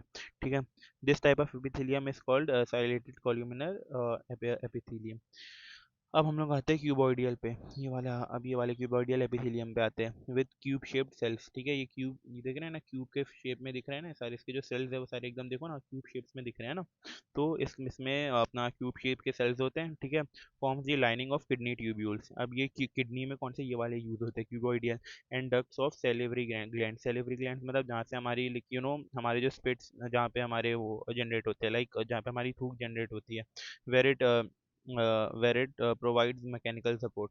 Epithelial cells often acquire additional specializations as gland cells, which can secrete substances at the epithelial surfaces. ठीक है, sometimes a portion of the epithelial tissue folds inward and a multicellular gland is formed. This is glandular epithelium. ठीक है, तो अब basically देखो, अब यहाँ पे कुछ था ही नहीं यार, ये सब एकदम रीडिंग वाला पार्ट था, एकदम इजी था। तो अब इसको समझने के लिए अब देखो, इसमें क्या याद रखना है पता है, ये जो ये जितना भी ऊपर इसमें बताया, इसमें बस ये तुम डायग्राम्स याद रखना, ये सारे के। ठीक है, ये सारे टाइप्स याद रखना, क्यूबॉइडियल, कॉल्यूमिनर, ये सारे के नाम सबसे अच्छे से याद रखना। क्यूबॉइडियल, ये फिर इसका नाम कॉल्यूमिनल। ठीक है, ये सारे नाम याद रखना। और उनके ये सब कहाँ पे प्रेजेंट होते हैं। ठीक है, जैसे एक किडनी में प्रेजेंट होता है, एक हमारे इसेफेगस में होता है, क्यों प्रेजेंट होता है, वो जहाँ जितनी भी डेफिनेशन उन लोगों ने बताई है कि इसका नाम, फिर वो कहाँ प्रेजेंट होता है, बस ये याद रखना। क्यों प्रेजेंट, कहाँ प्रेजेंट होता है, क्यों प्रेजेंट होता है, और इसका नाम, बस यही है ये वाले पैराग्राफ का पार्ट। ठीक है, अब यहाँ हम लोग यहाँ पे आते हैं कनेक्टिव टिश्यूज के ऊपर। Blood is a type of connective tissue. ठीक है, ब्लड एक कनेक्टिव टिश्यू होता है। Why would it be called a connective tissue? A clue is provided in the introduction of this chapter. Now let us look at this type of tissue in some more detail.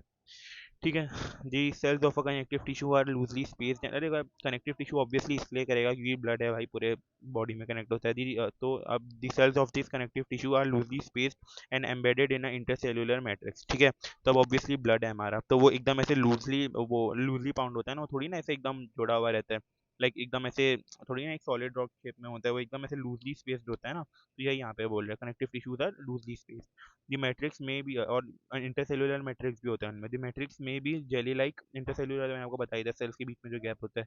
The matrix में भी jelly like fluid और dense और rigid. ठीक है, तो fluid, blood हमारा fluid होता है। The nature of matrix differs in the कॉन्कॉर्डेंस with the function of the particular connective tissue. ठीक है, तो नेचर ऑफ मैट्रिक्स जो होता है differs in the कॉन्कॉर्डेंस with the function of the particular connect. ठीक है, तो यहाँ पे देखो यही बोल रहा है कि नेचर ऑफ मैट्रिक्स, जहाँ पे समझो जहाँ पे इंटरसेल्युलर मैट्रिक्स है, जो इंटरसेल्युलर स्पेसेस जो होते हैं वो किस पे डिपेंड करते हैं।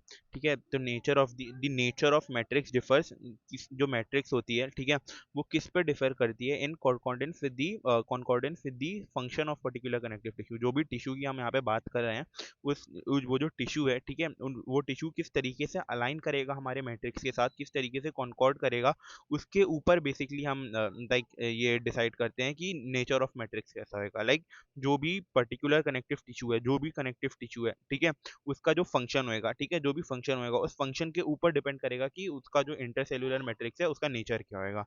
ठीक है, कि लाइक वो कितना स्पेस्ड होएगा, कितना नहीं होएगा वैसे।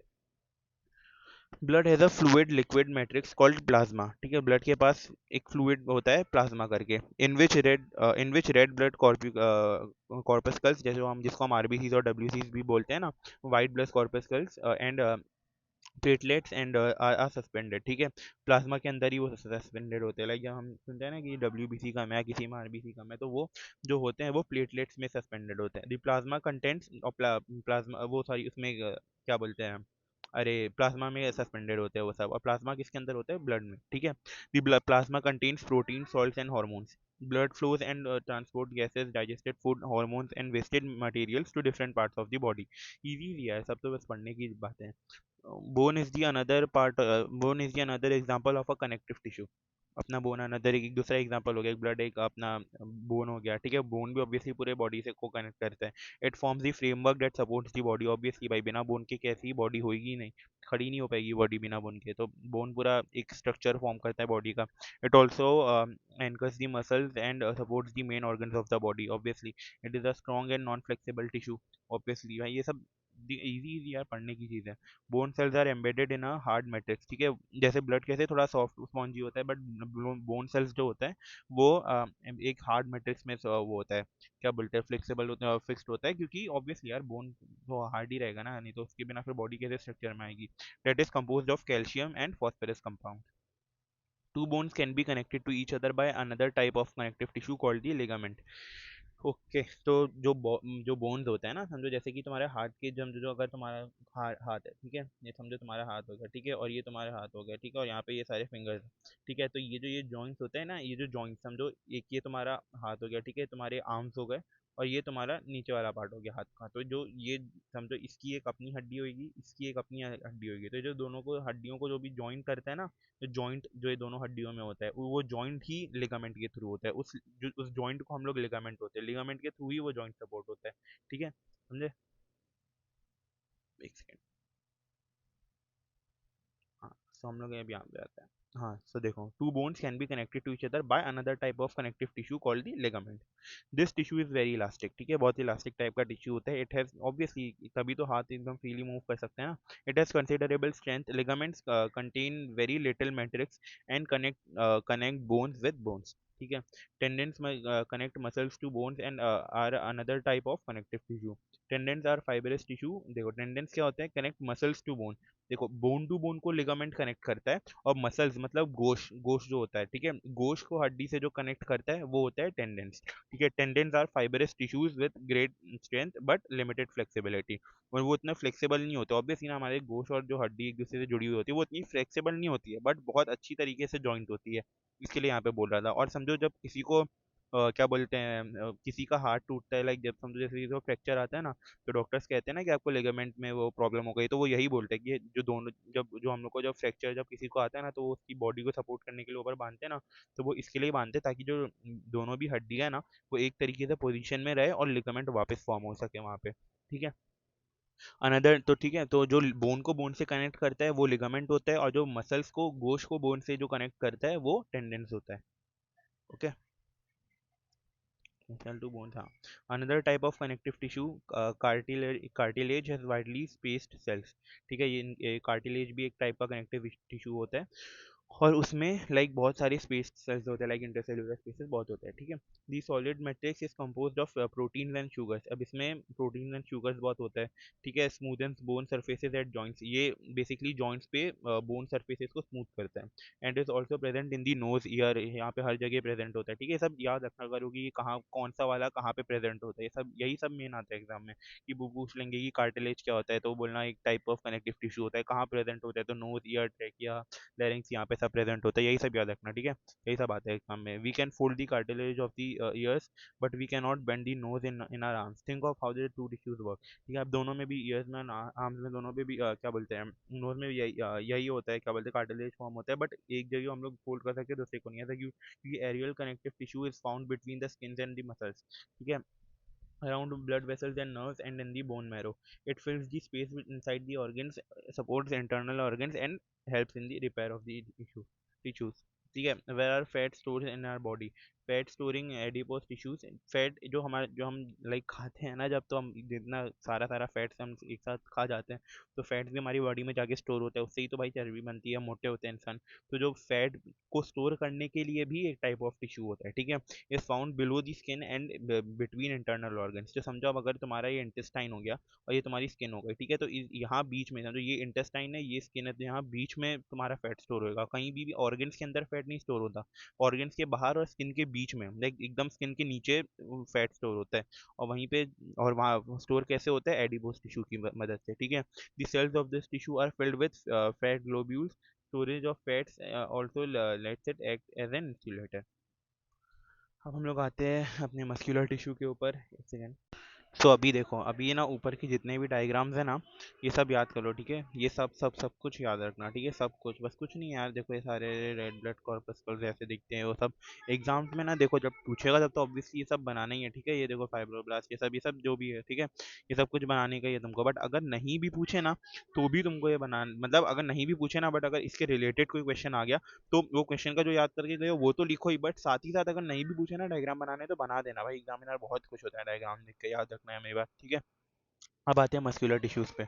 Muscular tissue consist of elongated cells also called as muscular fibres, muscle fibres, ठीक है।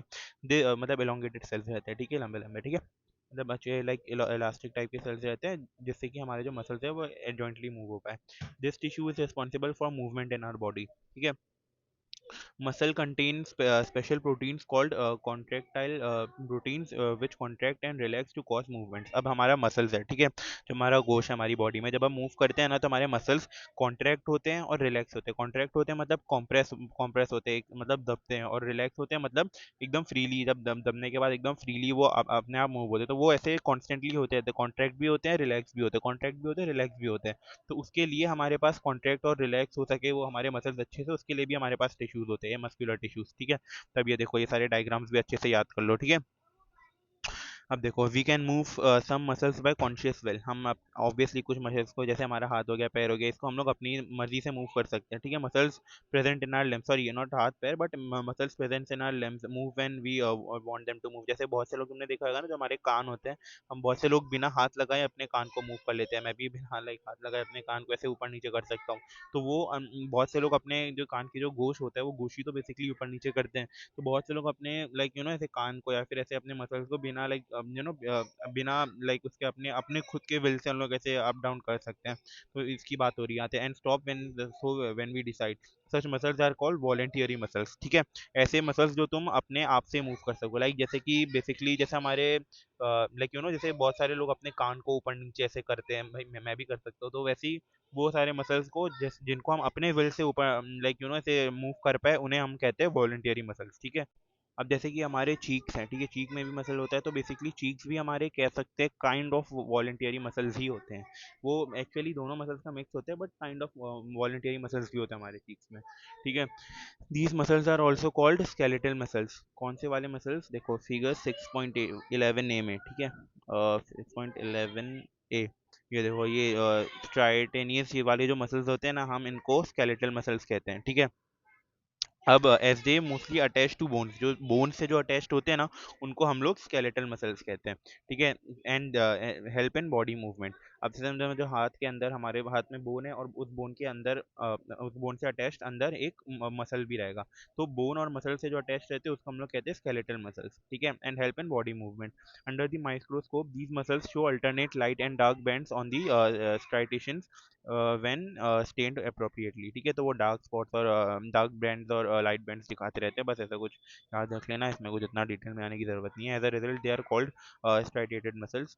These cells of this tissue are long, cylindrical, unbranched and multi-nucleate, ठीक है। मतलब मल्टी न्यूक्लिएट मतलब बहुत सारे न्यूक्लियाइस होते हैं उनमें, जैसे जैसे न्यूक्लियस है, ठीक है। बहुत सारे न्यूक्लियस को हम लोग न्यूक्लियस बोलते हैं, और एक सिंगल न्यूक्लियस को हम लोग न्यूक्लियाई बोलते हैं, ठीक है। तो जहाँ बहुत सारे न्यूक्लियाई है वहाँ पे हम लोग उसको बोलते हैं मल्टी न्यूक्लिएट, ठीक है। The movement of the food in the alimentary canal, alimentary canal मतलब जो हम लोग फूड जब swallow करते हैं तो वो उसके थ्रू एलिमेंट्री कैनाल के थ्रू जाता है, ठीक है। और the contraction and relaxation of blood vessels are involuntarily muscles, ठीक है। उनको हम लोग अपनी तरफ से अपनी मर्जी से नहीं मूव कर सकते। We can not really start them और stop them by simply by wanting to do so. So basically voluntary muscles are muscles जो हम लोग अपने अपने मर्जी से मूव कर पाए, अपने फ्री विल से मूव कर पाए, ठीक है। स्मूथ मसल्स और इनवॉलंटरी मसल्स कंट्रोल सच मूवमेंट्स, ठीक है। इनवॉलंटरी मसल्स जो हम लोग अपनी तरफ से मूव नहीं कर सकते। They are also found in the iris of the eye, ठीक है। आइरिस ऑफ द आई मतलब जो हमारे आईज के अंदर जो सर्कल वाला पार्ट होता है ना, जो ब्लैक पार्ट होता है हमारे आई के अंदर, हम लोग उसको आइरिस ऑफ द आई कहते हैं, ठीक है। ठीक है, आइरिस ऑफ द आई में प्रेजेंट होते हैं। फिर यूरेटस में भी प्रेजेंट होते हैं, ब्रोंकाई ऑफ लंग्स में भी प्रेजेंट होते हैं। The cells are long with pointed end spindle shape, ठीक है। फिर यूनी न्यूक्लिएट मतलब एक न्यूक्लिया वाला, ठीक है, जिसके पास सिंगल न्यूक्लियस होता है। They are also called unstriated muscles. अब ये बेसिकली बस याद करने वाले पार्ट है यार, ये सब लिटरली पूरे रट्टा वाले पार्ट है। इसमें जो बेसिकली समझने का था रीडेबली है, तुम बस रीड करोगे तुमको समझ में आ जाएगा कि अच्छा ऐसे से ऐसा होता है, बस ये याद कर लो अच्छे से एकदम, बस और कुछ नहीं है इसमें। The muscles of the heart show rhythmic contraction, ठीक है। जो हमारे हार्ट के जो मसल्स होते हैं वो कैसे डब ऐसे लाइक ऐसे डग डग डग डग ऐसे मूव होते रहते हैं ना, तो उसको रिदमिक कॉन्ट्रैक्शन बोलते हैं। मतलब कि एक एक रिदम में मूव होते हैं, कि समझो हमारा हार्ट है ऐसे धक धक धक धक होते रहते हैं ना, तो उसको रिदमिक कॉन्ट्रैक्शन बोलते हैं। And relaxation through out life, वो पूरे लाइफ टाइम वो ऐसे धक धक धक धक होते रहते हैं, कॉन्ट्रैक्ट होता है, रिलैक्स होते हैं, कॉन्ट्रैक्ट होता है, रिलैक्स होते हैं, है ना। दीज तो वो भी ऑब्वियसली इनवॉलेंट्री होता है, ठीक है। और कॉल्ड कार्डियक मसल्स। तो हमारे हार्ट के सिस्टम जो पूरा हार्ट हार्ट का जो सिस्टम होता है ना उसको हम लोग कार्डियक सिस्टम बोलते हैं, और उसके मसल्स को कार्डियक मसल्स बोलते हैं, ठीक है। Heart muscle cells are cylindrical branch and uninucleate. Okay, अब आते हैं हमारे नर्वस सिस्टम के ऊपर, ठीक है। और ये सारे डायग्राम्स भी, इसके भी ऊपर के सारे डायग्राम्स याद कर लेना अच्छे से, ठीक है। ठीक है, अब हमारा जो नर्वस सिस्टम बेसिकली, जो नर्वस सिस्टम होता है ना नर्वस, वो बेसिकली हमारा हार्ट और जो लाइक लाइक नर्व सब सब sorry not heart, brain and nerve से जो कनेक्टेड होता है, उस पूरे ब्रेन और नर्व्स वाले पार्ट को हम लोग नर्वस सिस्टम बोलते हैं। और उसी के अंदर जो टिश्यूज होते हैं उसके हम लोग नर्वस टिश्यू बोलते हैं, ठीक है। All cells possess the ability to respond to stimuli, ठीक है। मतलब जब हमको सेंसेशंस आते हैं हमारे ब्रेन में और फिर हम उसको देखकर रिएक्ट करते हैं, उसे हम लोग कहते हैं, उसके मतलब उसके थ्रू ही हम लोग रिएक्ट करते हैं, ठीक है। However cells of the nervous tissue are highly specialised for being stimulated and then transmitting the stimuli very rapidly from one place to the another within the body, ठीक है। ये सब याद करने वाला पार्ट है। The brain, spinal cords and nerves are all composed of the nervous tissue, जैसे मैंने बताया था। The cells of this tissue are called nervous cells और न्यूरॉन्स, ठीक है। न्यूरॉन्स बेसिकली हमारे ब्रेन के अंदर होते हैं, वही लाइक न्यूरॉन्स ही बेसिकली हमारे पूरे ब्रेन को चलाने का काम करते हैं। न्यूरॉन्स ही हमारे लाइक ब्रेन के अंदर रिएक्ट करते हैं और सब करते हैं। A neuron consist of a cell body with a nucleus and cytoplasm, ठीक है। ये देखो न्यूरॉन्स है ये, ठीक है, न्यूक्लियस है और साइटोप्लाज्म है इसमें, ठीक है। फिर अपना from which long thin hair like parts arise, ये देखो long thin hair like part arise. Usually each neuron has a single long part, just a second, हाँ। तो usually each neuron has a single long part process called the axon, ठीक है, and many short branches parts, ठीक है, वो तो हमने देखा ही। प्रोसेस इज कॉल्ड डेंड्राइटिस, ठीक है। तो ये भी आएगा कि वाटर डेंड्राइटिस, तो कह देना कि एक दिन समझ गए तुम, ठीक है। An individual nerve cell may be up to a metre long, ठीक है। तो एक नर्व सेल जो होता है वो 1 मीटर लंबे जितना होता है। One many nerve fibres bound together by connective tissue make up a nerve, ठीक है। The signal that passes along the nerve fiber is called a nerve impulse. Nerve impulses allow us to move our muscles when we want to, ठीक है। The functional combination of nerve and muscle tissue is fundamental to most animals. This combination enables animals to move rapidly in response to stimuli, ठीक है। देखो easy chapter ही था यार, कुछ था नहीं इसमें, बस याद करने का बहुत है। व्हाट हैव यू लर्न, तो ये तो तुम पढ़ लेना अपनी तरफ से, जो भी अभी ऊपर का पढ़ेगी। Tissue is a group of cells, जो मैंने सब ऊपर समझाया था, प्लांट टिश्यू, फिर ये मेरिस्टेमेटिक, ये वो सब होता है, ठीक है। तो बेसिकली अब देखो इस चैप्टर की समरी में मैं बस नहीं बोलूँगा कि ये चैप्टर भी, और एज ए ना बायोलॉजी, एज ए ना सब्जेक्ट ही, उसमें ना एज सच तुमको ऐसा कुछ नहीं मिलेगा कि बहुत ही ज़्यादा, जैसे हम तो फिजिक्स वगैरह हो गया, उसमें तुमको दिमाग लगाना पड़ता है कि अच्छा कैलकुलेशन होती है, अच्छा यहाँ से यहाँ ये इतना मूव करेगा तो ये होगा, ये ऐसा होगा वैसा होगा, मैथ्स हो गया, वो सब दिमाग वाले सब्जेक्ट होते हैं। बायोलॉजी एटलीस्ट 10th तक के लेवल की इतनी होगी कि कुछ समझने में तुमको डिफिकल्टी नहीं होगी, नॉर्मल प्रोसेस होंगे कि समझो जैसे ये है, ये इसको नर्व बोल दिया, इसको ये बोल दिया, अच्छा इसमें इसके थ्रू ये पार्ट होता है, इसमें ये पार्ट होता है, ये सब ही है बेसिकली। इसमें ऐसा ऐसा कुछ समझने में इतना कुछ टफ नहीं है। बस इसमें जो टफ पार्ट, जो बायोलॉजी को जो टफ बनाता है ना, वो ये रहता है कि इसके सारे नाम्स वगैरह आप देखो, जैसे साइटोप्लाज्म, ये वो सब नाम्स तुमको याद रखने पड़ेंगे, और बहुत वास्ट होता है, लाइक समझो जैसे इतना बड़ा कि एक चीज़ है उसके 10 टाइप है, फिर उसके अंदर 10 टाइप है। बेसिकली पूरा मेमोरी का गेम है बायोलॉजी, एटलीस्ट 10th स्टैंडर्ड तक के लेवल का। तो इसमें सब तुमको याद रखना पड़ेगा बस, और कुछ नहीं है इसमें। बस ऐसे लंबे लंबे से नाम होंगे, वो तुम्हें याद रखना पड़ेगा, उनके ये प्रोसेस होंगे, ये वो, बस that is all about biology, ठीक है। तो बस अच्छे से याद कर लेना। और याद करने के लिए भी मैंने तुमको ट्रिक बताया था, जैसे मैंने वो अली वाली ट्रिक बताया था, ठीक है। तो ये सारी ट्रिक्स से याद रखना, मतलब न्यूमोनिक्स बना देना, मतलब ऐसे शॉर्ट ट्रिक्स बना देना, समझो कोई भी समझ लो, तो कोई भी 3 टाइप के सेल्स है, जैसे ऊपर मैंने बताया था 3 टाइप के सेल्स थे, ठीक है। तो जिनके स्टार्टिंग तीनों का भी स्टार्टिंग का नाम ए एल और आई था, तो तुमने उसका नाम अली बना दिया, और अली से करके तुमने ऐसे नाम याद रख दिया। वैसे ही करके लाइक ऐसे अलग अलग ऐसे कुछ भी नाम रख देना, समझो जैसे 3 वेरियस टाइप्स के रहेंगे, तो सबके स्टार्टिंग के लेटर्स का नाम निकालना, और कोई एक नाम बना देना, जैसे अली नाम बना दिया, मतलब जो भी तीनों के जो भी स्टार्टिंग लेटर्स रहेंगे, और जैसे दूसरे नाम बना दिया, फिर और ऐसे लाइक ट्रिक से याद करना। ट्रिक से याद करोगे तो ऐसे तुम पूरा लिटरली याद रखने जाओगे तो तुमको नहीं याद होएगा, बहुत कंफ्यूजिंग होएगा। बट जब तुम लाइक अगर कंफ्यूजिंग तुमको कब नहीं होएगा, जब तुम ऐसे ट्रिक से याद रखोगे, बस ट्रिक से अच्छे से याद रखो, कुछ भी कंफ्यूजिंग नहीं होएगा, बिलीव मी, एकदम अच्छे से याद होएगा, ठीक है। सारी कंफ्यूजन हट जाएगी, एकदम कुछ भी तुमको कंफ्यूजन में नहीं होएगा, और सब एकदम लाइक एकदम कंफ्यूजन, एकदम, यार मैं क्या बोल रहा हूँ, कसम से बहुत फंबल करता हूँ मैं वीडियो बनाते टाइम। बट एनीवेज, हाँ, तो तुमको कुछ भी कंफ्यूजिंग सा नहीं होएगा, ठीक है। एकदम अच्छे से शांत माइंड रख के सब याद रखना, and all the best for your exams, एकदम अच्छे से। और कुछ भी लाइक अगर थोड़ा सा भी कुछ कंफ्यूजिंग हो तो मेरे से पूछ लेना, मैं तुम्हारी सारी कंफ्यूजन हटा दूंगा, कुछ भी तुम्हारे को ऐसा कंफ्यूजिंग नहीं रहेगा, ठीक है। हाँ मैसेज कुछ और अगर क्या बोलते हैं अपने ये सब याद करना हो ना तुमको, न्यूमोनिक्स और सब चाहिए रहेगा तो मेरे से पूछ लेना, ठीक है? मैं तुमको बता दूंगा सारे, तुमको जितने भी न्यूमोनिक्स वगैरह के पार्ट है वो सारे तुमको मेरे से चाहिए रहेगा तो मेरे से पूछ लेना, मुझे मैसेज कर देना, मैं तुमको सब न्यूमोनिक्स वगैरह सब बता दूंगा, ठीक है? जो भी शॉर्ट फॉर्म्स है। Okay bye.